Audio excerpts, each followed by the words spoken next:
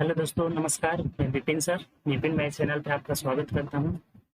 आइए हम लोग जो प्लेटफॉर्म का यहाँ पे प्लेटफॉर्म रुक्मिणी का हम लोग वॉल्यूम 1 ग्रुप डी का जो है सेट कर रहे हैं, जिसमें ऑलरेडी पहला सेट हम लोग देख चुके हैं। तो इसमें हम लोग सेट नंबर 2 का हम लोग जो है फुल डिस्कशन इसमें करेंगे। ठीक, ये जो हम लोग का बुक है, देखिए इसमें इसका फिगर यहाँ पे दिख रहा है। 2500 प्लस क्वेश्चन टोटल दिया हुआ है।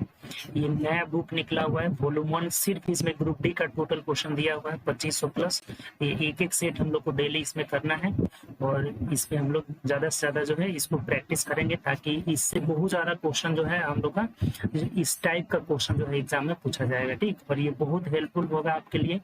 इसको डेली एक सेट करिए, आपके लिए बहुत फायदा होगा। ठीक, तो चलिए हम लोग सेट 2 स्टार्ट करेंगे। उससे पहले अगर आप चैनल पर न्यू होंगे तो चैनल को सब्सक्राइब कर लीजिएगा। ठीक, चैनल सब्सक्राइब करके और बगल में बेल आइकन है उसे प्रेस कर लीजिएगा, ताकि जितने भी आपके जो है वीडियो डालेगा उसका नोटिफिकेशन आपको मिल जाएगा। ठीक, तो चलिए हम लोग स्टार्ट करते हैं क्वेश्चन। एक एक क्वेश्चन का हम लोग पूरा बेसिक से देखेंगे सॉल्यूशन। जैसे देखिए पहला क्वेश्चन यहाँ पे क्या कह रहा है। फर्स्ट क्वेश्चन देखिए, कह रहा है कि यदि पिता और पुत्र की वर्तमान आयु क्रमशः, देखिए फादर यहाँ कितने साल के हैं, 48 ईयर के हैं, और पुत्र कितने साल का है, जो सन है इनका कितने साल का है, तो 28.8 वर्ष का है। ठीक, तो बोल रहा है कि तो पिता अपने पुत्र से कहता है कि जब तुम पैदा हुआ था तो मेरी आयु तुम्हारी वर्तमान आयु का कितना गुना था। देखिए सबसे पहले तो जब पुत्र पैदा हुआ था, जब पुत्र पैदा हुआ तब पिता की आयु आप निकालिए, क्योंकि उसी समय के आयु से तुलना करना है। पिता कितने साल के रहेंगे, तो 48 में से आप 28.8 घटा लीजिए, तो ये कितना हो जाएगा, 0.2 हो जाएगा। और यहाँ बचा कितना, 7, तो 17 में से 8 गया 9, और यहाँ बच गया कितना आपका, तो 3 में से 2 गया 1, यानी 19.2 साल के होंगे पिताजी।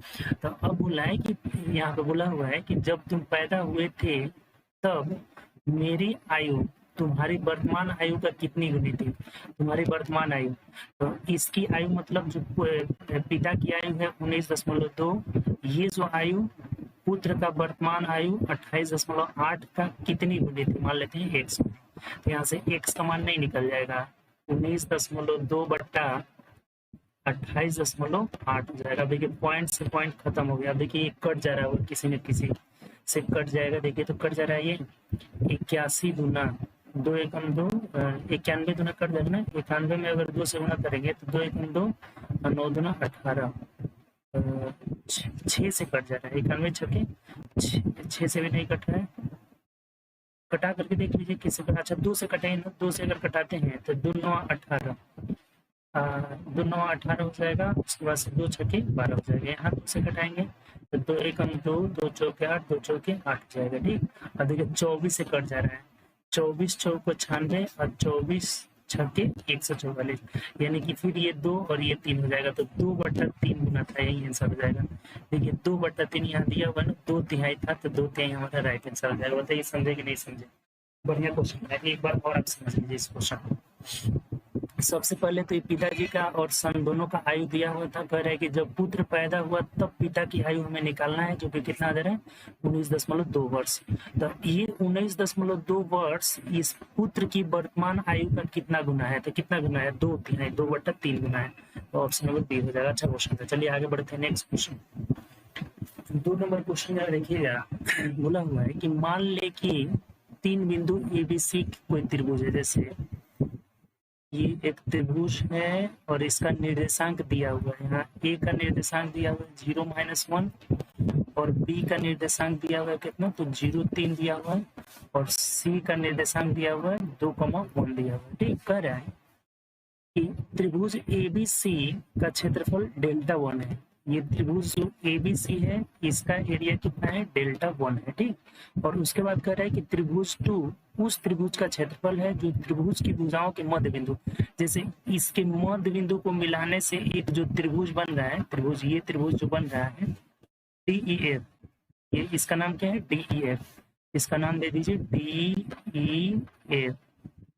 तो ये त्रिभुज DEF का जो एरिया है ना, DEF का एरिया है वो क्या है, Δ2, यहाँ से हमें दिया। ठीक, कह रहे हैं ना कि Δ1/Δ2 डेल्टा 1 बटा डेल्टा 2 यदि 1/x है तो x का मान पूछा है। देखिए एक बात आपको पता होगा, अच्छा नहीं पता होगा तो इस बात को लिख लीजिएगा कि किसी भी त्रिभुज के मध्य बिंदु को मिलाने से बनने वाले त्रिभुज का क्षेत्रफल, यानी जो त्रिभुज DEF का एरिया होगा, का area is equal to 1/4 of त्रिभुज ABC का एरिया, त्रिभुज ABC का एरिया हो जाएगा। तो जब इसमें भाग लगाएंगे यहाँ पे त्रिभुज DEF का एरिया और बट्टा नीचे आ जाएगा त्रिभुज ABC का एरिया, ये कितना हो जाएगा 1/4 हो जाएगा। ठीक, 1/4 हो जाएगा। अब इसका मान दिया हुआ है, देखिए जैसे इसका वैल्यू दिया हुआ है डेल्टा 2 हमारा दिया हुआ है, इसको अगर डेल्टा 2 लिख देंगे, यहाँ से अगर हम लोग इस बात को डेल्टा में लिखते हैं तो ये डेल्टा 2 बट्टा डेल्टा 1 इज इक्वल टू कितना हो जाएगा 1/4 हो जाएगा। देखिए यहाँ पे थोड़ा मिस्टेक किया हुआ है, ये यहाँ पे मिस्टेक किया हुआ है, डेल्टा 2 ऊपर रहेगा, नीचे डेल्टा 1 रहेगा, तभी जाकर के जो x का मान आएगा हमारा यहाँ पे 4 आ जाएगा और ऑप्शन नंबर ए हमारा आंसर रहेगा। तो इस चीज को आप लोग सुधार लीजिएगा। यहाँ पे जो क्वेश्चन पूछा है ना, यहाँ पे जो क्वेश्चन पूछा हुआ है तो इसमें ये डेल्टा 2 यहाँ रहेगा और नीचे डेल्टा 1 रहेगा, तभी जाकर इसका मान क्या होगा 1/4 होगा। क्योंकि डेल्टा 2 बटा डेल्टा 1, ये जो छोटा वाला त्रिभुज रहेगा ये ऊपर रहेगा, बड़ा वाला नीचे रहेगा, तब इसका मान 1/4 रहेगा। तो डेल्टा 1 बड़ा वाला त्रिभुज का मान लिखा हुआ है, तो डेल्टा 1 नीचे रहेगा, डेल्टा 2 ऊपर रहेगा, तो x का मान हमारा कितना हो जाएगा 4 हो जाएगा। अच्छा क्वेश्चन है ये भी, ये थ्योरम आपको डायरेक्ट याद रखना है, ये थ्योरम बहुत बार पूछा हुआ है। ठीक, कि मध्य बिंदु को मिलाने से बनने वाले त्रिभुज का जो एरिया होता है बड़े त्रिभुज का चौथाई होता है। अगर परिमाप पूछ देना कि परिमाप, जैसे पेरीमीटर ऑफ त्रिभुज DEF तो ये आधा हो जाता है, हाफ ऑफ त्रिभुज ABC। अगर ये परिमाप की बात करेगा तो परिमाप आधा हो जाता है और क्षेत्रफल 1/4 हो जाता है। दोनों बात ध्यान रखिएगा। ठीक, बात समझ में आ गया होगा आपको। चलिए आगे बढ़ते हैं नेक्स्ट क्वेश्चन। 3 नंबर क्वेश्चन देखिए, तो आसान क्वेश्चन होना चाहिए। x + y is equal to 3 दिया हुआ है और x/y इज इक्वल टू 2 दिया हुआ है। तो कह रहा है कि x³ - y³ का मान निकाला। देखिए ये तो बहुत आसान है जी, यहाँ से 2 और 1 3 हो जाएगा और यहाँ से 2 एकम 2 हो जाएगा, गुणा करने पे 2 एकम 2 और 2 + 1 3 आ जाएगा। तो x का मान 2 हो गया, y का मान 3 आ गया, तो 2 का क्यूब माइनस 1 का क्यूब, y का मान 1 आ गया, तो 1 का क्यूब कर लेंगे तो 2 का क्यूब 8 - 1 यानी आंसर हमारा 7 हो जाएगा, जो कि ऑप्शन नंबर बी में दिया। देखिए ये आसान क्वेश्चन है, इसमें कुछ नहीं है समझाने लायक, किसी भी फॉर्मूला का यूज नहीं करेंगे हम लोग। जब छोटी छोटी संख्या है तो आप आराम से पता लगा सकते हैं कि 2 संख्याओं का योग 3 है और गुणा करने पे 2 और 1 ही ऐसी संख्या है कि जिसको गुणा करने पे 2 आएगा और जोड़ने पे 3 आएगा। तो 2 का क्यूब माइनस 1 का क्यूब कितना हो जाएगा 7 हो जाएगा। चलिए आगे बढ़ते हैं नेक्स्ट क्वेश्चन। 4 नंबर क्वेश्चन जरा देखिए क्या कह रहा है, पढ़िए इसको भी। भूमि का एक त्रिभुजाकार भाग, जैसे एक त्रिभुज है, त्रिभुजाकार भाग है, इसकी भुजा दिया हुआ है 72, 30, 78। ठीक, तो कह रहा है कि 20 पैसे प्रति मीटर की दर से समतल। देखिए जब भी अगर समतल कराना हो तो एरिया में कराया जाता है, किसी भी चीज का, त्रिभुज रहे चाहे आयत रहे कुछ भी रहे, समतल मतलब एरिया। समतल मतलब क्या होता है, एरिया होता है। इस बात को आपको पता है कि समतल मतलब एरिया हो जाएगा। ठीक, एक बात बताइए हमें, सबसे पहले ना ये पता लगेगा कि क्या ये जो 72 है, 30 है और ये 78 है, क्या ये ट्रिपलेट बनाता है क्या? अगर कभी भी अगर हमें कैसा त्रिभुज दे, विषम बाहु त्रिभुज दे, ठीक, अगर विषम बाहु त्रिभुज दिया गया हो तो सबसे पहले बात पता लगाएंगे उसमें कि क्या ये ट्रिपलेट बना रहा है। तो ये देखिए अगर इसको 6 से कटाइएगा तो 12 × 72, 6 × 5 = 30 और ये 13 × 6 = 78, ये 5 × 12 = 13 एक ट्रिपलेट बना रहा है। यानी कि जब भी इसे हम डिवाइड किए सब कुछ 6 से तो ये ट्रिपलेट का निर्माण कर रहा है। अतः ये क्या है, समकोण त्रिभुज है। अब इसमें पता लग गया हमारा कि समकोण त्रिभुज है, तो समकोण त्रिभुज में हमारा कोण सबसे बड़ा वाला 78 हो जाएगा और ये 72 होगा और ये 30 हो जाएगा। तो इसका एरिया क्या होता है बताइए, एरिया इज इक्वल टू 1/2, आधार 30 हो गया गुणा ऊंचाई 72 हो गया। ठीक, 2 से कटाए तो ये कितना हो गया 15 हो गया। यानी कि अब खर्च डायरेक्ट निकाल लेंगे तो खर्च बराबर 15 गुणे 72 गुणे कै रुपए के दर से, देखिए यहाँ दिया था 20 पैसे प्रति वर्ग मीटर, तो 20 से गुणा कर लिए। और ये पैसा में निकला है तो रुपया में बदलने के लिए 100 से भाग लगा देंगे, 0 से 0 कट जाएगा, 2 5 10 हो जाएगा, 5 3 15 हो जाएगा, यानी 3 से गुणा कर लीजिए तो 3 दूना 6, 7 तरीके 21 हो जाएगा, यानी कि 216 रुपया आपका आंसर आना चाहिए। ऑप्शन नंबर डी हो जाएगा। बताइए कहीं से कोई दिक्कत अगर है। एक बात आप एकदम इसको कंठस्थ नोट करके लिख लीजिएगा ना, नोट करके, कि अगर आपका त्रिभुज विषमबाहु त्रिभुज दिया हुआ है तो सबसे पहला आपको काम क्या पता लगाना है कि ये ट्रिपलेट है कि नहीं। अगर ये पता चल जाए ना कि अगर ट्रिपलेट है तो अर्थात समकोण त्रिभुज की भुजा आ जाएगी, और समकोण त्रिभुज का एरिया आप इजीली निकाल सकते हैं, 1/2 गुना आधार गुना ऊंचाई। तो एरिया निकालकर हम 20 से गुणा कर दिए और 100 से इसलिए भाग दिए क्योंकि हमारा रुपया में निकल जाएगा। ठीक, ये भी क्वेश्चन समझ में आ गया। चलिए 5 नंबर क्वेश्चन देखते हैं। ये 5 नंबर बोला है कि कितने मूलधन पर 6% वार्षिक दर से, कितने मूलधन पर 6% वार्षिक दर से 10 वर्ष का चक्रवृद्धि। अब ये तो सिंपल है, साधारण ब्याज, यानी SI इज इक्वल टू, पता है आपको कि PRT/100 होता है। इसमें क्या पूछना है, तो SI 120 है, प्रिंसिपल पता नहीं है, रेट ऑफ इंटरेस्ट 6 है, समय 10 है, बता 100 कर दीजिए तो 0 से 0 कट जाएगा, 6 से कटाएंगे तो 6 दूना 12 हो जाएगा, अर्थात P इज इक्वल टू 200 रुपया हो जाएगा। और ये ऑप्शन से देख लीजिए, ऑप्शन नंबर सी हो जाएगा। आसान क्वेश्चन था। चलिए आगे बढ़ते हैं। 6 नंबर क्वेश्चन जरा देखिएगा कि 16, 24, 36, 52 और 54 का एलसीएम निकालना है। तो एलसीएम मतलब क्या, तोड़ दीजिए, 2 दूनी के 4, 4 दूनी के 8, 8 दूनी के 16, और गुणे 24 के लिए 8 तरीके 24, तो 8 इसमें केवल 3 लगा देंगे। 36 के लिए हो जाता है क्या, तो 6 के 36, 3 गुना 6, एक और अगर 3 ले लेंगे तो 9 चौके 36 आ जाएगा। 52 के लिए 13 चौके 52, यानी सिर्फ 13 लेना होगा, 4 तो इसमें है।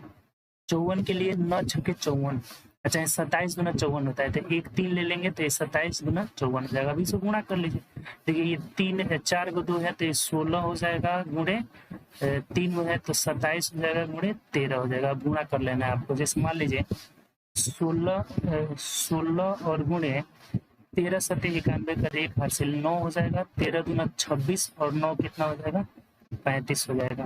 यानी कि 351 में आपको 16 से गुणा कर लेना है, तो 16 कम 16 का 6 हासिल 1 हो जाएगा, 16 5 80, 81 का 1 हासिल 8 हो जाएगा, 16 तिया 48 और 8 56 हो जाएगा। यानी 56 16 देख लीजिए किस ऑप्शन में है, तो 56 16 ऑप्शन नंबर सी में है, यही आंसर हो जाएगा। आसान सा है, आपको अगर जिस मेथड से एलसीएम निकालना आता है तो एलसीएम निकाल लीजिएगा, बहुत सिंपल है। ठीक, चलिए आगे बढ़ते हैं नेक्स्ट क्वेश्चन।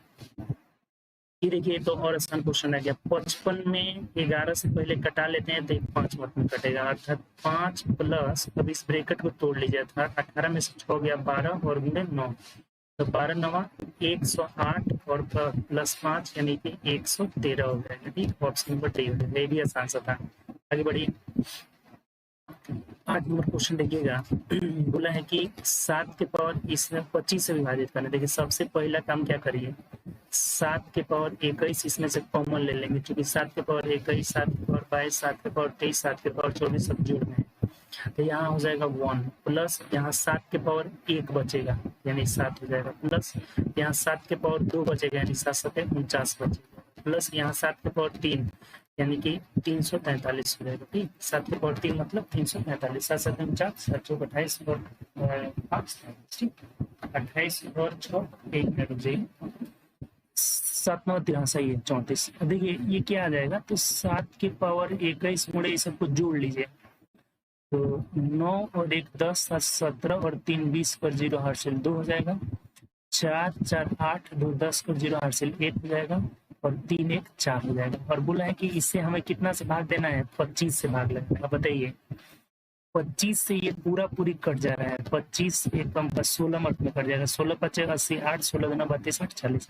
अर्थात ये 25 से पूरा पूरी कट जा रहा है। तो यहाँ बोला है हमें विभाजित किया जाए तो शेषफल क्या होगा, तो रिमाइंडर 0 हो जाएगा। जब कोई संख्या पूरा पूरी अगर कट जाए तो रिमाइंडर क्या हो जाता है, 0 हो जाता है। बात आपको समझ में आएगी। अब ये मत कह दीजिएगा कि सर इसका वैल्यू हो जाएगा कितना, 16 गुणे 7 के पावर 21, ये तो हमारा भागफल हो जाएगा ना। यहाँ पे रिमाइंडर पूछा हुआ है कि रिमाइंडर क्या होगा, तो रिमाइंडर 0, कोई भी संख्या जैसे मान लीजिए 25 जो है 5 से पूरा पूरी कट जाएगा, तो यहाँ रिमाइंडर हमारा हो जाएगा क्या हो जाएगा, 0 हो जाएगा। जब कोई संख्या पूरा कट जाए तो रिमाइंडर 0, अर्थात आंसर आपका क्या हो जाएगा, डी। ठीक, चलिए आगे बढ़ते हैं नेक्स्ट क्वेश्चन।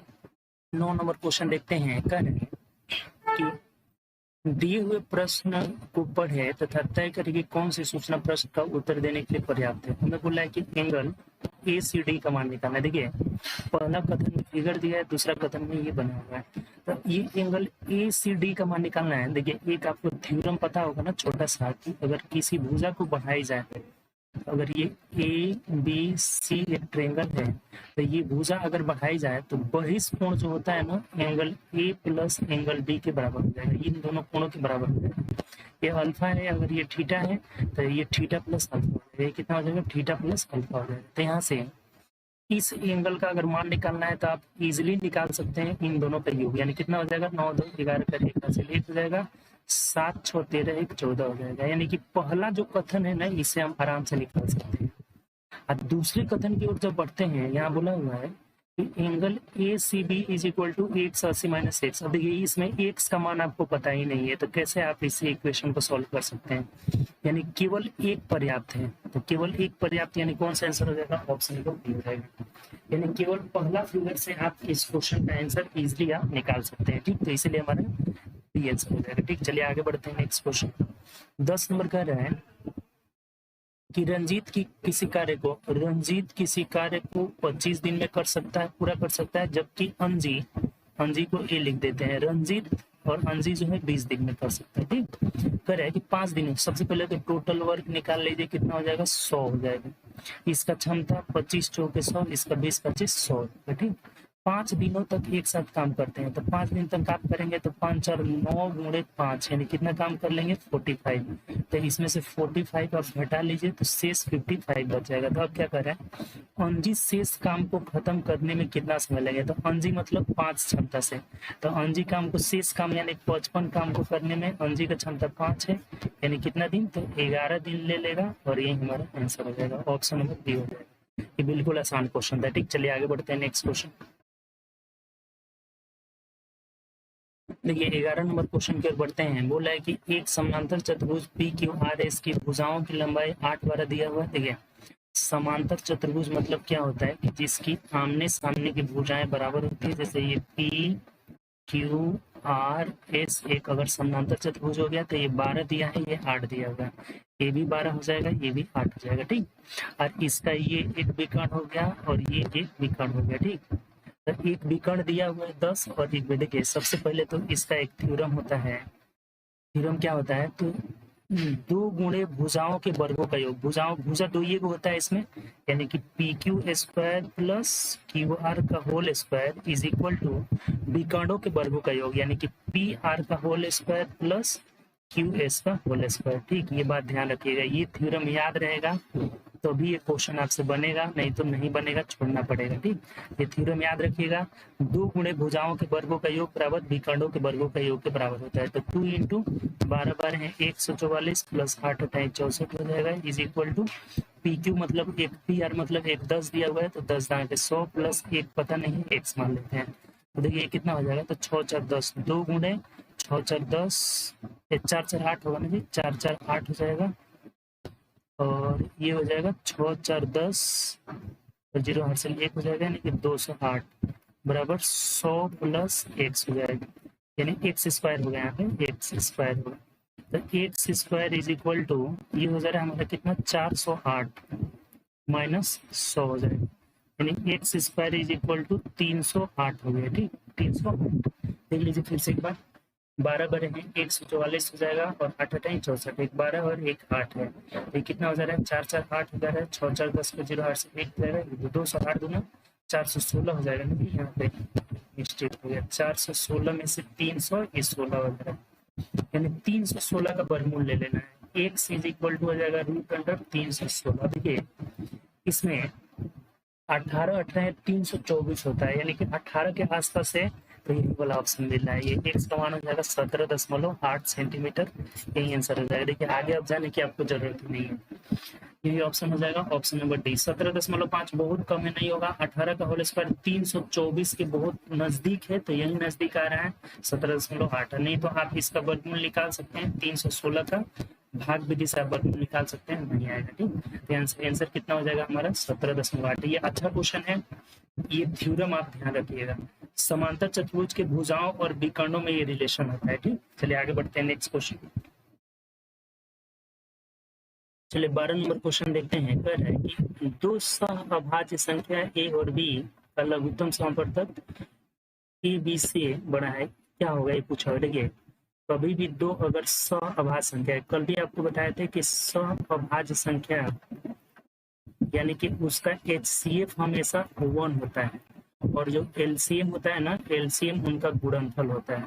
LCM क्या हो जाता है, गुणनफल हो जाता है, ये बात ध्यान रखिएगा। तो अगर ये दो सह-अभाज्य संख्या ए और बी है तो इनका HCF नहीं पूछा है, LCM पूछा है, तो LCM AB हो जाएगा, यानी ऑप्शन नंबर सी हमारा आंसर हो जाएगा। ये दोनों बात ध्यान रखिएगा, इससे बहुत ज्यादा क्वेश्चन आया हुआ है। दो सह-अभाज्य संख्या या फिर अभाज्य संख्या भी अगर कह दे तो दो अभाज्य संख्या का जो HCF होता है वो हमेशा 1 होता है, और LCM जो होता है उनका गुणनफल होता है। ठीक, ये चीज ध्यान रखिएगा, गुणनफल होता है, सह-अभाज्य रहे चाहे अभाज्य रहे। यहाँ से हमारा सी आंसर हो जाएगा। ठीक, चलिए आगे बढ़ते हैं नेक्स्ट क्वेश्चन। 13 नंबर देखिए, कह रहा है कि एक लंबवृत्तीय शंकु की ऊंचाई, जैसे ये शंकु है, इसकी ऊंचाई दिया हुआ है, ऊंचाई दिया हुआ है, h इज इक्वल टू कितना दिया हुआ है, 24 दिया हुआ है, और तो कह रहा है ऊंचाई और तिरछी ऊंचाई 25 दिया हुआ है, एल कितना दिया हमारा 25 दिया हुआ है। ठीक, तो कह रहा है कि पाई बराबर 22/7 मानते हुए वक्र पृष्ठीय क्षेत्रफल निकालना है। तो वक्र पृष्ठीय क्षेत्रफल निकालना है एक लंबवृत्तीय शंकु की ऊंचाई और तिरछी ऊंचाई, ऊंचाई 24 और तिरछी ऊंचाई 25 है। तो 22/7 मानते हुए शंकु के वक्र पृष्ठीय क्षेत्रफल क्या होगा। तो वक्र पृष्ठीय क्षेत्रफल होता है पाई आर एल होता है, तो बस रख दीजिए 22/7। सबसे पहले तो आर इसका निकालना पड़ेगा, तो आर इज इक्वल टू हो जाएगा √25 से 625 हो जाएगा, माइनस 24 से 576 हो जाएगा। तो ये कट करके कितना आ जाएगा, तो 15 में से 6 गया 9, और यहाँ 49 हो जाएगा। ठीक, 11 में से 4 गया 49 के बाद में कितना हो जाएगा 7। अब रख लीजिए यहाँ पे 22/7 × 7 × 25 हो जाएगा, 7 से 7 खत्म, यानी 550 सेंटीमीटर स्क्वायर, यानी ऑप्शन नंबर हमारा सही हो जाएगा। देखिए सबसे पहले यहाँ पे इसका त्रिज्या निकालना पड़ेगा, तो त्रिज्या r इज इक्वल टू आपको पता होगा कि L² बराबर R² प्लस H²। यहाँ भी ट्रिपलेट वाला रूल लगता है, इन तीनों में रिलेशन होता है, तो तीनों में रिलेशन होता है, तो इसे R निकाल लिए, H² माइनस आपका L² माइनस H² कर लिए, 7 आ गया। तब रख लीजिए वक्र पृष्ठ क्षेत्रफल पाई आर एल होता है, तो पाई आर एल रख लिए, 550 आ जा रहा है, ऑप्शन नंबर डी हो जाएगा। चलिए आगे बढ़ते हैं नेक्स्ट क्वेश्चन।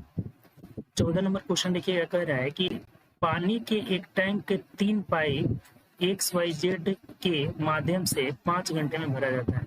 जैसे XYZ तीनों मिलकर कितने 5 घंटे में भर सकते हैं। पाइप Z पाइप Y के से 3 गुना तेज है। देखिए Z जो है Y से कितना है 3 गुना तेज है, इससे 3 गुना तेज है। ठीक, 3 गुना तेज है, और पाइप Y पाइप X से 2 गुना तेज है, और Y जो है X से कितना तेज है 2 गुना तेज है। ये बोला हुआ है कि X से 2 गुना तेज है। देखिए फिर से देख लीजिए संबंध, पाइप Z पाइप Y से 3 गुना तेज है, और पाइप Y पाइप X से 2 गुना। अगर इसको 1 मान लेते हैं तो ये 2 हो जाएगा और ये 6 हो जाएगा। ये इनका रेशियो हो जाएगा, इफिशियंसी का, क्षमता का रेशियो हो गया। तो कह रहा है पानी के टैंक को पाइप X भरने में कितना समय लगेगा। देखिए सबसे आसान क्वेश्चन है, टोटल वर्क निकालने के लिए 6 2 8 1 9 9 गुणे कितने देर में भरते हैं, तो 5, तो 9 5 45 हो गया। तो अब बोला है कि X अकेला भरने में कितना समय लेगा, तो पाइप X जो है कितना लेगा 45/X का क्षमता कितना माने 1, तो ये कितना ले लेगा 45 घंटा ले लेगा, और यही आंसर हो जाएगा, ऑप्शन नंबर डी हो जाएगा। बताइए कहीं से भी कोई दिक्कत हो तो आसान क्वेश्चन था। यहाँ से क्षमता हम इजिली जो है इसको 1 मानेंगे तो ये 2 गुना 2 हो जाएगा, इसका ये 3 गुना यानी 6 हो जाएगा। तो 6 2 8 1 9 9 गुणे 5 45 टोटल वर्क हो जाएगा। तो 1 की क्षमता से हमें पूछा है X कितना देर में भरेगा, तो 1 से भाग लगा दीजिए। ठीक, चलिए आगे बढ़ते हैं नेक्स्ट क्वेश्चन। 15 नंबर क्वेश्चन देखिएगा, पाई चार्ट से रिलेटेड है। कह रहा है कि सभी कंपनियों द्वारा निर्मित मोबाइल फोन की संख्या कितना है। ठीक, तो बोला हुआ है कि किस कंपनी द्वारा सबसे ज्यादा मोबाइल फोन का निर्माण। देखिए इसमें तो कुछ आपको पिन भी नहीं लगाना है, सबसे ज्यादा जिसका प्रतिशत होगा उसी का सबसे ज्यादा होगा। तो सबसे ज्यादा प्रतिशत 30 जो है किसका है, LMN का है, तो LMN देखिए ऑप्शन नंबर डी में दिया है, यही सबसे ज्यादा निर्माण करेगा। यही बोला हुआ है कि किस कंपनी द्वारा सबसे ज्यादा मोबाइल फोन का निर्माण होता है, तो जिसका प्रतिशत ज्यादा है LMN का, तो ये आंसर हो जाएगा। ठीक, चलिए आगे बढ़ते हैं नेक्स्ट क्वेश्चन। 16 नंबर देखिएगा कि एक आयत की लंबाई और चौड़ाई 3:1 के अनुपात है। L और B का रेशियो दिया हुआ है 3:1। ठीक, यदि इसका परिमाप इतना है तो आयत का लंबाई क्या होगा? देखिए बहुत सिंपल है, 2 इंटू एल प्लस बी, यानी कि इसको 3x प्लस एक्स मान लेते हैं, इज इक्वल टू कितना है? 96 है। तो ये हो जाएगा, 2 से घटाएंगे तो 48 हो जाएगा, और ये 3 1 4, 4x इज इक्वल टू 48 हो गया, तो x बराबर कितना हो जाएगा? 12। तो लंबाई पूछा था, तो लंबाई मतलब 3x यानी कि 12 3 36 मीटर हो जाएगा। यहाँ से x मान लिए थे दोनों में, तो 12 3 36 यानी ऑप्शन नंबर सी हो जाएगा। अगर लंबाई चौड़ाई पूछा रहता तो 12 हो जाता। बात क्लियर हुआ यहाँ से? यदि इसका परिमाप बराबर होता है, आपको पता होगा कि आयत का परिमाप P is equal to 2 into L plus B होता है। तो इस फॉर्मूला पे रख के यहाँ पे निकाल लिए, परिमाप 96 दिया हुआ था तो बराबर कर लिए, x का मान 12, तो 12 3 36 लंबाई हो जाएगा और चौड़ाई 12 हो जाएगा। ठीक, चलिए आगे बढ़ते हैं नेक्स्ट क्वेश्चन। 17 नंबर देखिएगा, कह रहा है कि 10 किलोमीटर प्रति घंटे की गति से चलने पर मधु अपने विद्यालय 15 मिनट देर से पहुंचती है। अगली बार वह अपनी गति 2 किलोमीटर बढ़ा देती है, परंतु फिर भी वह 5 मिनट देर से पहुंचती है, तो उसके घर से विद्यालय की दूरी, देखिए इसका डायरेक्ट आप निकालिएगा, तो दूरी बराबर होता है चालों का अंतर, चालों का गुणनफल होता है ऊपर, चालों का गुणनफल बट्टा चालों का अंतर, चालों का अंतर गुणे समय का अंतर, समय का अंतर। इस पर डायरेक्ट रख लेंगे ना, तो इस तरह का इतना ना क्वेश्चन पूछा हुआ है ना, बहुत ज्यादा क्वेश्चन पूछा हुआ है। तो देखिए जैसे डायरेक्ट दूरी निकल जाएगा, चाल पहले 10 किलोमीटर था और 2 बढ़ा दी, यानी कि पहले 10 किलोमीटर पर आवर था और बाद में कितना हो जाएगा? 12 किलोमीटर पर आवर हो जाएगा। तो ऊपर हो जाएगा 10 गुणे 12 और बटा अंतर तो 2 ही हो जाएगा गुणे समय। देखिए पहले 15 मिनट जो है देर से पहुंचती थी, अब 5 मिनट देर। देखिए अगर दोनों में देर रहेगा ना तो घट जाएगा, दोनों में अगर देर 15 मिनट देर और 5 मिनट देर, तो दोनों का अंतर कितना हो जाएगा? 10 मिनट हो जाएगा। हम मिनट को घंटा में बदलने के लिए 60 से भाग दे देते हैं। तो देखिए 10 छक्के कितना हो जाएगा? 60 हो जाएगा, और 6 दूना 12 खत्म हो जाएगा, यानी कि 10 किलोमीटर उसके घर से विद्यालय की दूरी हो जाएगा। ऑप्शन नंबर डी हो जाएगा। देखिए ऐसा बहुत ज्यादा क्वेश्चन पूछा हुआ है, बस इसमें 2 ही कंसेप्ट है। एक ये फॉर्मूला अगर याद रखते हैं तो बहुत इजीली एक लाइन में इस तरह के सभी क्वेश्चन को बना सकते हैं। चालों का गुणनफल बट्टा चालों का अंतर गुणे समय का अंतर, और समय के अंतर में क्या करना है? जैसे यहाँ भी देर लगा रहा है और यहाँ भी देर लगा रहा है, देखिए देर लगा रहा है, तो दोनों अगर देर रहेगा तो घट जाएगा, दोनों पहले रहेगा तब भी घट जाएगा, एक देर एक बाद में रहेगा तो जुड़ जाएगा, और एक बाद में एक देर में रहेगा तो जुड़ जाएगा। यानी कि अगर समान रहेगा, अगर समान रहेगा तो घट जाएगा, नेगेटिव हो जाएगा। असमान रहेगा तो क्या हो जाएगा? जुड़ जाएगा, पॉजिटिव हो जाएगा। ये बात ध्यान रखिएगा कभी भी। ठीक, खत्म कहानी, इसमें कुछ है ही नहीं। चालों का गुणनफल पहले 2 बढ़ा रही है यहाँ पे, बाद में 2 बढ़ा रहा है, तो 10 गुणे 12 बट्टा अंतर 2 हो जाएगा, और गुणे यहाँ पे ये समय का अंतर जो हो जाएगा 10 हो जाएगा, और बट्टा 60 से भाग दे दिए, चूंकि इसे किस में बनाने के लिए? घंटा बनाने के लिए, तो 10 किलोमीटर हम लोग का आंसर हो जाएगा। ठीक, चलिए आगे बढ़ते हैं नेक्स्ट क्वेश्चन। जैसे देखिए 18 नंबर क्वेश्चन बोला हुआ है, 18 पर है कि प्रत्येक माह रितिका अपनी आय का 30% घर के किराए पर और शेष का 60% घरेलू व्यय पर खर्च करती है। यदि वो प्रत्येक माह इतने रुपए की बचत करती है तो उसकी कुल मासिक आय, देखिए सिंपल है, अगर कुल मासिक आय x मान लेते हैं तो 30% घरेलू किराए पर खर्च कर दिया। ठीक, तो 30% खर्च करेगी तो 70 बचेगा, अब फिर इसमें से 60% घरेलू खर्च व्यय पे, तो 60 खर्च कर देगी तो कितना बचेगा? 40%। अभी भी उसके पास कह रहा है कि यदि वह प्रत्येक माह 6300 रुपए की बचत करती है तो उसकी कुल मासिक आय क्या होगी? अब इसको कटा देना है, 0 0 यहाँ से कट जाएगा, 2 0 से 7 9 कितना हो जाएगा? 7 9 63 हो जाएगा, 4 से कटाएंगे तो 25 में कटेगा, यानी x का मान हो जाएगा 25 9 225 हो जाएगा, और 2 0 लगा लीजिए, यानी 22,500 रुपये उसका आय हो जाएगा। ऑप्शन नंबर हमारा सी आंसर हो जाएगा। ठीक, कोई दिक्कत इसमें? ये आसान सा क्वेश्चन था। सिंपल सा। 100 उसका टोटल मान लिए तो 30% 30 खर्च कर लेते 70 बचेगा। फिर इसमें से जो है 60% खर्च कर लेती है घरेलू व्यय पे, तो बचेगा कितना 40%। अब बचत 63 है, तो यहाँ से कुल आय निकल जाएगा। ठीक, चलिए आगे बढ़ते हैं नेक्स्ट क्वेश्चन। 19 बोला हुआ है कि एक प्राकृत संख्या को जब 9, 10, 12 या 15 से विभाजित किया जाता है तो प्रत्येक स्थिति में 3 शेष बचता है। ऐसी सभी संख्याओं में सबसे छोटी संख्या, देखिए जब भी ऐसा क्वेश्चन आए ना, सबसे पहले इनका एलसीएम निकाल लीजिए। तो एलसीएम निकालिए, 3 गुणे 3 हो जाएगा, और 10 के लिए हम यहाँ से इसका एलसीएम निकाल लेते हैं सबका। 10 के लिए 5 हो जाएगा, और 12 के लिए 2 गुणे 2 कर लेते हैं, और 15 के लिए कुछ नहीं लेना है, 15 इसमें है।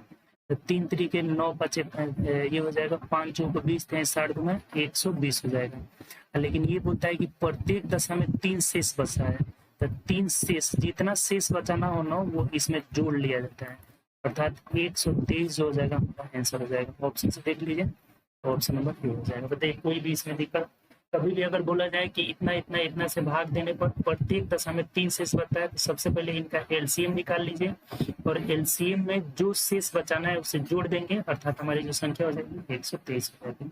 चलिए आगे बढ़ते हैं नेक्स्ट क्वेश्चन। 20 बोला हुआ है कि 21 प्रेक्षणों का माध्य 40 है। यदि 10 प्रेक्षणों के माध्य में प्रत्येक का मान 21 बढ़ा दिया जाए तो प्रेक्षणों का नया माध्य क्या होगा। देखिए जैसे 21 प्रेक्षण है और इनका माध्य कितना है 40 है, यानी कि जो नया माध्य होगा ना डायरेक्ट निकल जाएगा।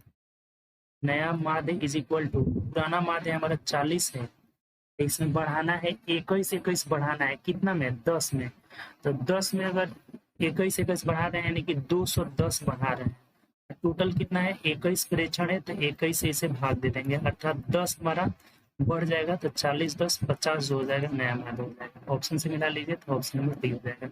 ये बात समझ में आया कि नहीं। जैसे यहाँ बोला है कि 21 प्रेक्षणों का माध्य 40 था, तो 40 तो रहेगा ही रहेगा, अब प्लस 10 प्रेक्षणों में से प्रत्येक में 21 बढ़ाया जाता है, प्रत्येक का मान 21 बढ़ाया जाता है, तो 21 बढ़ाएंगे तो 21 बढ़ा के 210 बढ़ जाएगा, और ये संख्या में है तो इसे माध्य बनाने के लिए 21 से भाग देती है, अर्थात जो नया माध्य होगा वो 50 हो जाएगा। ठीक, चलिए आगे बढ़ते हैं नेक्स्ट क्वेश्चन।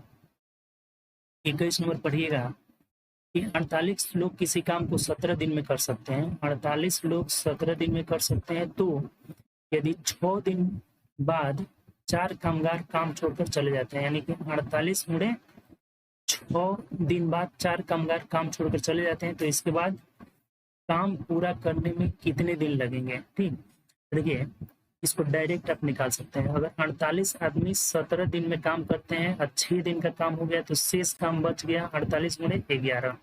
17 में से 6 दिन का काम घटा लिए तो 11 दिन का बचा हुआ है। अब कह रहे हैं कि 4 कामगार छोड़ दिए तो बचे कितने 44 लोग बच गए, और ये कितने दिन में करेंगे पता नहीं है, तो घटा दीजिए 11 चौके 44 और 4 से घटाएंगे तो यहाँ से 12 चौक 45 हो जाएगा, अर्थात 12 दिन में करेंगे। ऑप्शन नंबर सी हो जाएगा। शेष काम सबसे पहले हम लोग निकाल लिए, ये शेष काम निकाल लिए तो 48 में 11 बच जाएगा, क्योंकि 17 में से 6 दिन का काम हो गया है, तो 11 दिन का तो शेष काम, और इसे 44 लोग ही करेंगे क्योंकि 4 आदमी काम छोड़कर चले गए हैं, और कितने दिन करेंगे पता नहीं है, 12 दिन। ऑप्शन नंबर सी हो जाएगा। ठीक, चलिए आगे बढ़ते हैं नेक्स्ट क्वेश्चन। 22 नंबर कह रहा है कि निम्नलिखित में से कौन सा भिन्न आवर्ती का उदाहरण है। देखिए आवर्ती का पूछा जाए, सबसे पहले कटा दीजिए 4 छके 24 और 4 से इसको कटा देंगे, 12 दूना 24, 12 25 60, 2/5 आ गया। इसको भी कटा लीजिए तो 24 5 120 यानी 1/5 आ गया। ये भी कट जा रहा है 3 से, 3 8 24 और 30 3 90 हो जाएगा, यानी कि फिर कट जा रहा है 4 हो जाएगा, ये 15 हो जाएगा। ठीक, तो 6 से कटा लेते तो 4/15 आ गया, और ये कितना आ जा रहा है 4 6 24 6 5 30। देखिए ध्यान दीजिए कि अगर हर में अगर 2 के पावर n या 5 के पावर n, यानी अगर सिर्फ 2 रहे या सिर्फ 5 रहे, या 2 के पावर n इंटू 5 के पावर n, यानी 2 5 दोनों रहे, तो वो शांत भिन्न हो जाएगा। शांत को ही बोला जाता है जो कि आवर्ती नहीं रहेगा। इसके अलावा अगर कोई संख्या आ जाए तो वो क्या हो जाएगा, अशांत हो जाएगा। ये तीनों बात ध्यान रखिएगा। यानी सिर्फ 5 या 2 5 दोनों मिल करके आ जाए तो शांत हो जाएगा, और बाकी सब आएगा तो अशांत हो जाएगा। तो देखिए ये भी शांत होगा, ये भी शांत होगा, ये भी शांत होगा। यहाँ जो है 3 गुणे 5 यानी 5 के अलावा 3 आ गया तो ये अशांत हो जाएगा। यानी ऑप्शन नंबर सी हमारा आंसर हो जाएगा। 24/90 जो हो जाएगा ना, अशांत हो जाएगा। बात समझ में आया कि नहीं? सबसे पहला काम इसको कटा करके छोटा कर लेंगे, और हर में अगर 2 आए या 5 आए या 2 5 दोनों आ जाए तो शांत हो जाएगा, अगर इसके अलावा आए तो अशांत हो जाएगा। यानी कि यहाँ पे हमारा ऑप्शन नंबर सी जो हो जाएगा अशांत हो जाएगा। ठीक, चलिए आगे बढ़ते हैं नेक्स्ट क्वेश्चन। ये देखिएगा 23 नंबर कह रहा है कि यदि मैं एक वस्तु इतना रुपए में बेचता हूँ तो मुझे 19% का लाभ प्राप्त होता है। ठीक, 19% का लाभ प्राप्त होता है, तो इतना में बेचने पर क्या होगा? यानी कि 119% का मान दिया हुआ है। यानी कि अगर 595 में बेचा जाता है तो 19% लाभ होता है, यानी 119। तो 475 में बेचेंगे तो क्या होगा? तो निकाल लीजिए 119/595 गुणे 475। अब देखिए 5 मिनट में डायरेक्ट यहाँ से कट जा रहा है। 19×5 = 5, 5 एकम 5, इसको कटा दीजिए तो 5 9 45, 46 47, यानी 5 25 25, यानी कितना आ गया? 95। तो 95% का मतलब 100 से कितना कम है? तो 5% कम है, तो 5% का हानि होगा। और 100 से जितना अधिक आएगा तो उतना परसेंट का लाभ होगा। ये चूंकि 19% लाभ हो रहा था तो 119 लिखे थे, और 475 रुपए का वैल्यू कितना दे रहा है? 95। तो 95 का मतलब 5% की हानि हो जाएगी। बात क्लियर इसमें? चलिए आगे बढ़ते हैं नेक्स्ट क्वेश्चन। 24 देखिएगा कि दो संख्याओं का एचसीएफ 11 और एलसीएम इतना है। एक संख्या देखिए, ये तो बहुत बार आ चुका है। एलसीएम गुणे एचसीएफ बराबर पहली संख्या गुणे दूसरी संख्या। इस पर रख दीजिए, दूसरी संख्या हो जाएगा। तो एलसीएम कितना दिया हुआ है?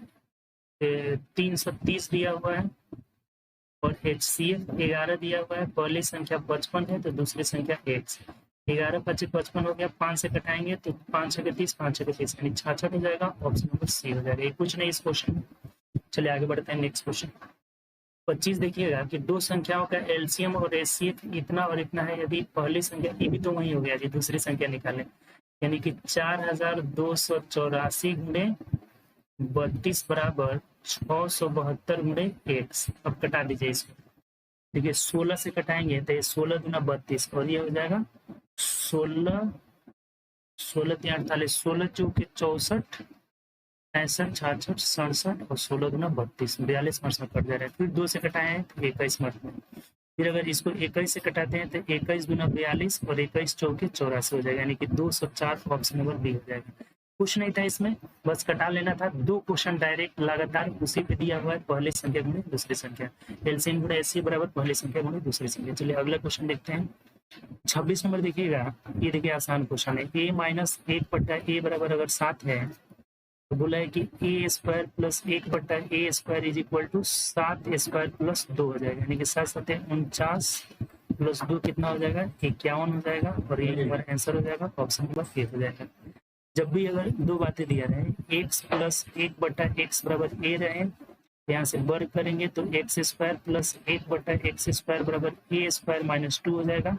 अगर ये माइनस में दिया रहे x माइनस 1/x बराबर a, तो ये x square plus 1/x square is equal to a square plus 2 हो जाएगा। प्लस में रहेगा माइनस, माइनस में रहेगा प्लस, तो ये माइनस में दिया हुआ था तो 7 7 49, तो कितना हो जाएगा? 51। ऑप्शन नंबर ए आंसर हो जाएगा। ठीक, चलिए आगे देखते हैं। चलिए ये लास्ट क्वेश्चन था। टोटल 26 क्वेश्चन इसमें दिया हुआ था, जो हम लोग का सेट नंबर 2 था। तो 26 क्वेश्चन को लगातार एक एक क्वेश्चन की, तो अगले सेट में मिलेंगे हम लोग, सेट नंबर 3 में मिलेंगे, जो कि नेक्स्ट क्लास में होगा।